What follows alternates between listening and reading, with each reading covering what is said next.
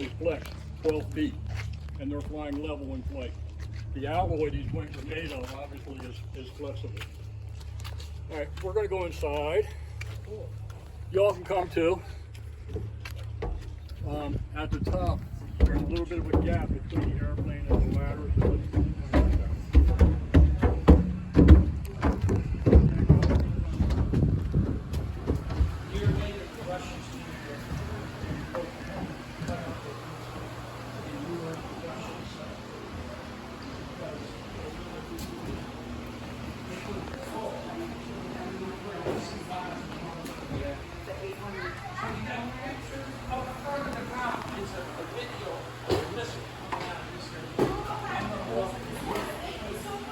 You guys got a guide for you by yourself? Anyway, this is kind of for 14 years. It was my job to take care of cargo and passengers. We have a big pallet report, and that's a pallet report. Still trying to eat. 130 can carry 6, and 130. We can carry 36 of them. We're going to lose pallets. We don't have to do that. Oh, this thing carried Hueys. That ramp comes out along with the floor, and that big boy that's going up and out of the way.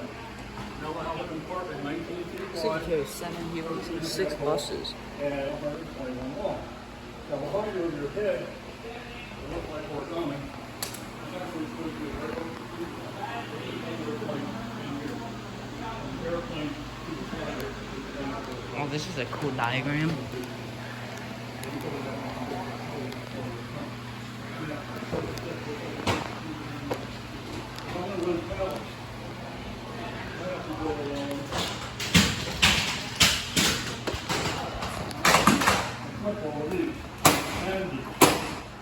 And unlock all of these. There's 4 rows over there, there's 4 rows over here, and they run the length of the airplane. Once I get them all flipped, I now have a channel to ride the pallets in. Once I get it to where I want it, I close that lock because when that platform there is detached, so that lock will fit. Looks like on the other side, there's a lock there. Once I get it in position, I'm done. It's secure, it's not going to go anywhere. When it comes to vehicles, trucks, tanks, that kind of thing, I got to use chains to tie them down.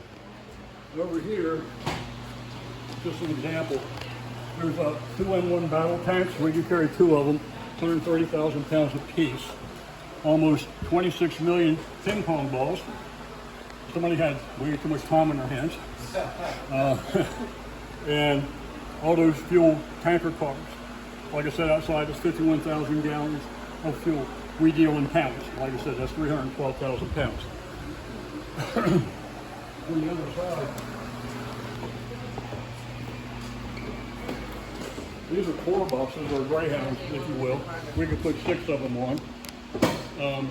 Huey helicopters, 7, or 6 Blackhawk helicopters, or 2 H-53 helicopters. Now the H-53 is a great big family. Okay, we can put 2 of them on board.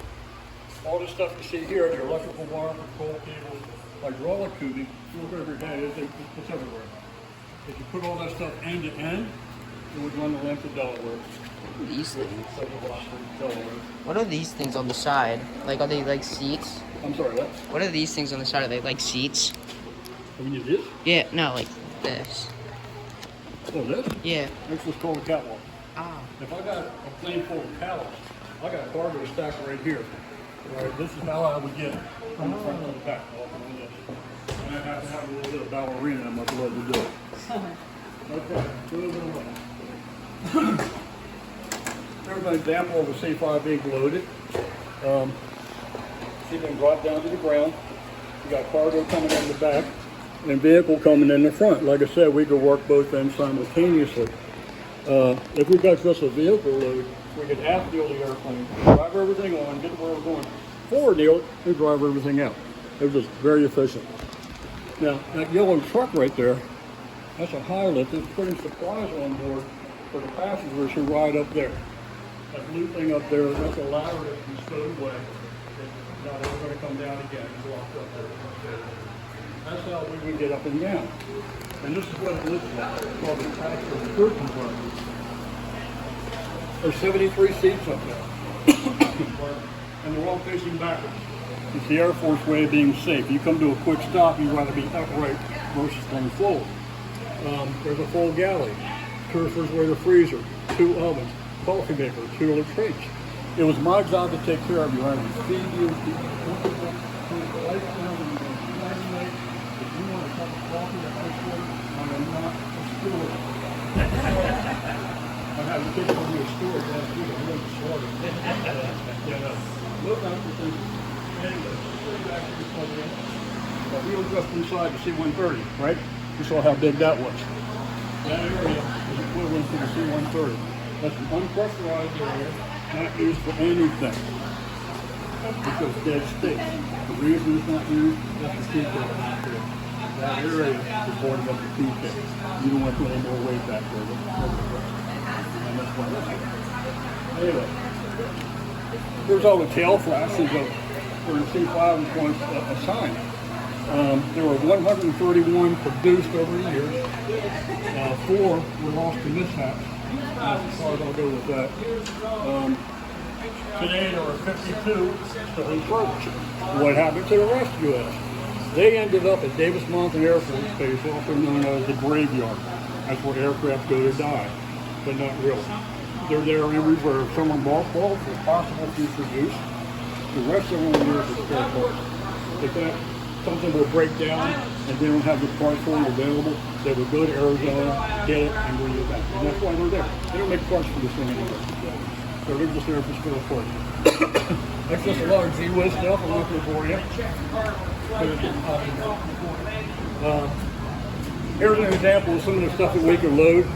That very well could be me standing there bringing that tank in. But that's what I did. Brought the cargo in, took care of the passengers. Presidential helicopter, very old picture, it's from the 70s. You need 2 C5s to carry him wherever him went. One for the helicopters and one for the limos. Today the C17 does it. This right here is a trip configuration. All of those seats are facing backwards again. And you're going fast into the house. This is basically aluminum platform. They did this load twice, carrying troops out of Vietnam. Pardon. They only did it twice because somebody came along and said, what if? What if we're loaded, ready to go, there's a fire, and we have to evacuate and get off the plane trip? Then 2 of them back there, and then right here. This is an example of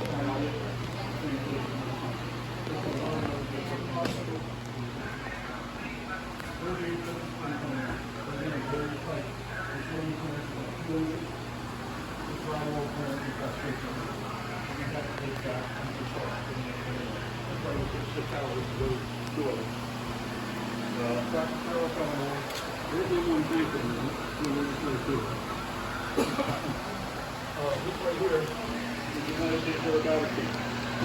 They fly around the world doing competitions with other aerobatic teams.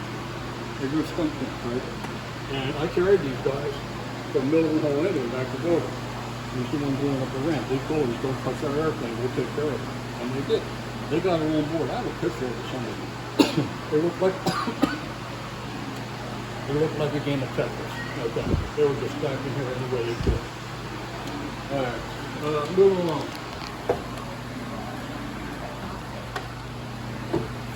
Anyway, this is the cockpit of the airplane we're standing in right now. You see the museum out front. All of this is 1960s technology. It's all analog. Everything up here, there's dials are all spring dials. Down here, there's 3 new computers. Those were added late 70s, early 80s. That's a navigation system. That's what retired the navigators. The airplane started flying itself from point A to point B, and that's what did it. So no longer needed navigators. Well, the school they went to is from on. This is the M model, the upgraded C5, the 52 still in service. That's a glass cockpit. Everything is LCD. All the computers, avionics, upgraded to the latest thing. I don't know what that is. I have to ask. Anyway, the M model got new engines as well. So it can now fly higher, forward, faster, heavier, all the above than this thing could ever do. It could fly non-stop from here to Afghanistan without refueling the stop. this one couldn't. We're in the wrong corner. That's where the C5 was like when the Sentinel is.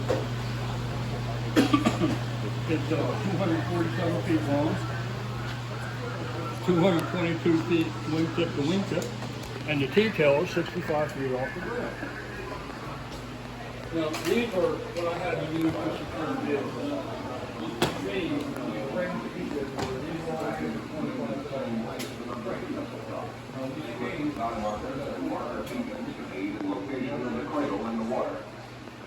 The timing for separation of the signal field is set for 40 seconds.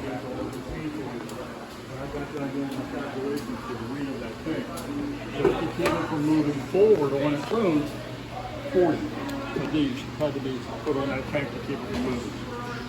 And now I got to figure out how many to put on the front to keep it from moving backwards. But, Wow, yeah, 40 of let me these know, on man. a single tank.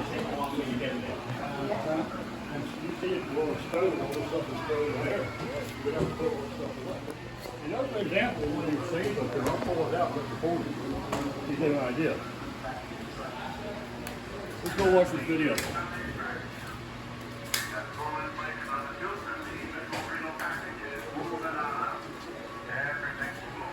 That missile outside is a mock-up of this missile. That's an ICBM Minuteman nuclear missile. Not armed, of course. They did an airdrop of it to see if it was feasible to get it to launch. Very nice. A stable platform in flight. Coming up on explosive bolts. Coming up on explosive bolts. You see a puff of smoke right here? See that? Mark, there There's goes the the bolts bolt. holding the rocket to the platform. They exploded. Now the platform's going to let go and it's going to float down to the ocean and And then we we'll have shoot it. clean missile separation, it looks like. Very good, very good. There it is. The stabilization juice mounted on the aft end of the Now all cradle we're has doing is getting the deployed rocket and stable the in missile an upright stabilized. position. Stabilization juice are separated from the missile and we're coming up on a burn. Coming up on a burn. It's so dramatic. Hey, we've got Very ignition, good. ignition. It burned for about 10 seconds, shut off, and went down to the ocean to retrieve it. By this time in the program, systematic loading of the missile has become almost routine. Let me show you something real quick.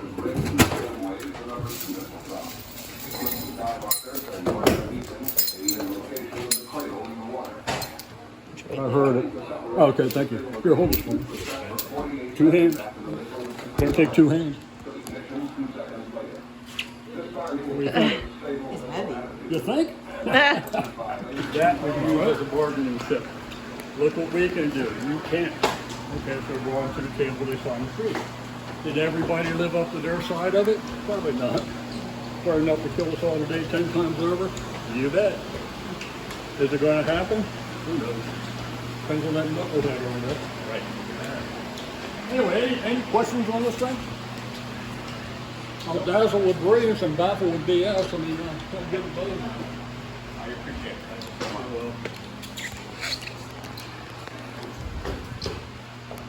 will. How heavy was that chain? About 25 pounds. Imagine doing that for a couple of hours. This is the same type of aircraft. We had a picture we recently shared last year of the reference snapshots. Yeah. That's a C17. No. It's in the Wi-Fi, it's like this. And the C17 can handle still going to This is essentially what we see flying out of here all the time, right? What are the big ones that we see now? The C5, we still have 18 C5s over there and 13 C17s. So yeah, you still see them flying. That's why they're doing it. But so there's a C17 in play right now. Burning fuel. C17, they're good is pretty much having a the pilot workhorse that now. knows how to fly. I mean, the C5 of course is still used. Right, right. But the reliability rate of Down the at C5 Virginia isn't Beach, the you greatest. go over it every morning with a fighter. That's why They go out every morning and pair them. This thing, I've hauled 8 fighters in this. Wow. F5. Actually, no. These guys all know